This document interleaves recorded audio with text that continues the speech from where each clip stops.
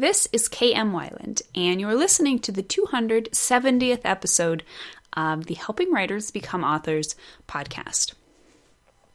Now that the Outlining Your Novel and Structuring Your Novel workbooks are out, and I'm done with the latest Outlining Your Novel webinar, my next project is the long-awaited ebook version of what's up to now been the audio-only Conquering Writer's Block and Summoning Inspiration. Even better, I've just about doubled the amount of information for the ebook.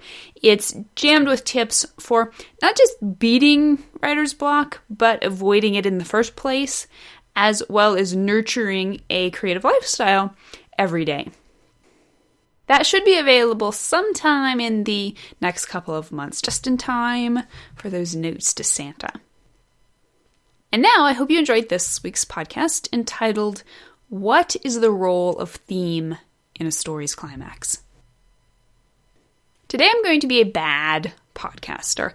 I'm not going to make you think at all to find the answer to the title question, what is the role of theme in a story's climax? I'm just going to tell you straight up. The role of theme in your story's climax is all important. The theme is what makes the whole thing work with any kind of realism or meaning. So no pressure, right? Actually, there is a lot of pressure because if you miss the opportunity to knock your theme out of the park in your story's climax, then not only are you settling for less than the best for your story, but you may also end up crippling it. But not to worry. As important a role as theme plays in a story's climax, it's also a totally fun and rewarding one. Even better, if you can figure out how theme will factor into your story's climax, then you'll also have a shortcut for figuring out everything else you need to know about your theme. So, just what does theme do in a story's climax?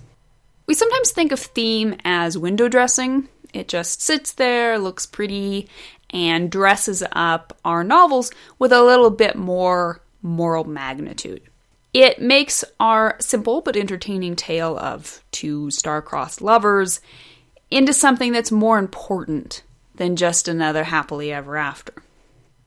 But if theme's going to do that, it has to be more than just the icing on the cake. It has to be the flour and the eggs. Stories themselves are just an expression, a dramatization of their themes. And if your theme is a question, then the climax is the answer. When the story-long conflict comes to a head in the climax, the result of that final confrontation must provide more than just the external evidence of who won, the protagonist or the antagonistic force. The result of that conflict must also prove your story's theme. Consider Stephen King's Rita Hayworth and the Shawshank Redemption. Andy Dufresne's climactic escape isn't just about his physical escape from the prison. It's the final proof of the thematic truth that hope lets us live through horrible circumstances and emerge triumphant on the other side. If he fails in his escape, he will not only remain in prison for the rest of his life, but his thematic premise will be proven false, and its opposing assertion, Red's hope is a dangerous thing, hope can drive a man insane, will be proven true. If you're ever uncertain of your story's theme, or by extension your character's arc, you need look no farther than your story's climax. In his book Story, Robert McKee reminds us, for no matter your inspiration, ultimately the story embeds its controlling idea, its theme, within the final climax. So what happens in your climax? What battle is your protagonist fighting? He's almost certainly going to be in pursuit of some physical goal. He needs to kill the bad guy, win back the girl, steal the Maltese Falcon. But beneath the surface of the physical treasure hunt, there will always be a deeper reason. Your character's motivation for gaining this thing must be central to your story's theme. If he fights this final battle for a reason unconnected to your theme, then your story will fall apart. It may still be a slam-bang finale. It may even still be a reasonably entertaining story, but it won't be an intellectually and emotionally stimulating tour de force. Worse, it will be fundamentally sloppy and incoherent on at least a subconscious level.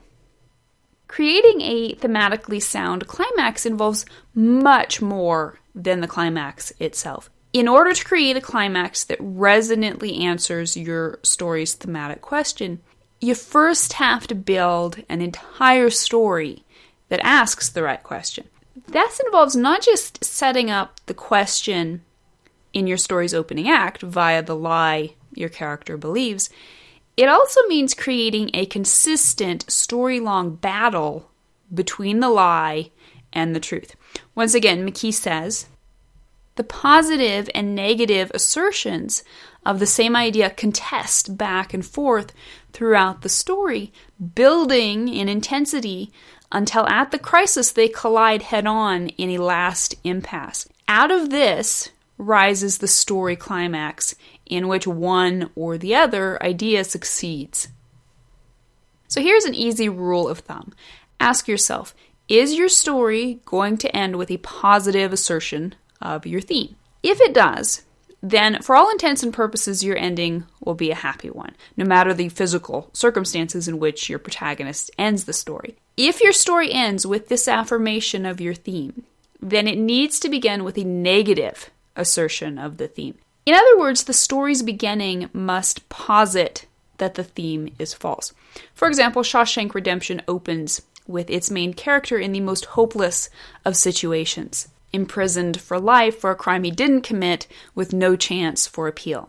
This negative assertion will then be countered by a positive assertion, then by a negative one, then by a positive one, and so on throughout the story until the final confrontation in the story's climax, when the thematic premise is finally proven once and for all. Of course, this works in reverse for a story that will end by disproving the story's truth. It will begin with a positive assertion of the theme. So consider your story's climax. How will it end? Happily, unhappily? How will your character have arced?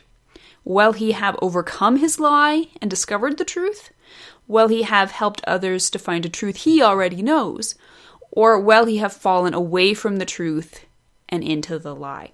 Within the answers to these questions, you'll find your story's theme. So funnel your story's main conflict into a final confrontation that will drive and be driven by the principle at the heart of your theme. Do that, and you will have strengthened every other aspect of your story.